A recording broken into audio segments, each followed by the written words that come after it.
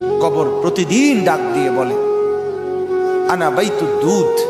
প্রত্যেকের কবর প্রত্যেককে ডেকে বলে, ও আল্লাহর বান্দা, জানো আমি পোকামাকড়ের ঘর, পোকামাকড়ের ঘর। তুমি তো সেই বান্দা যে একটা মশা কানের পাশ দিয়ে উড়ে গেলে তোমার ঘুম বন্ধ হয়ে যায়, চোখ মিলে যায়। একটা মশার গুনগুন আওয়াজ সহ্য করতে পারো না।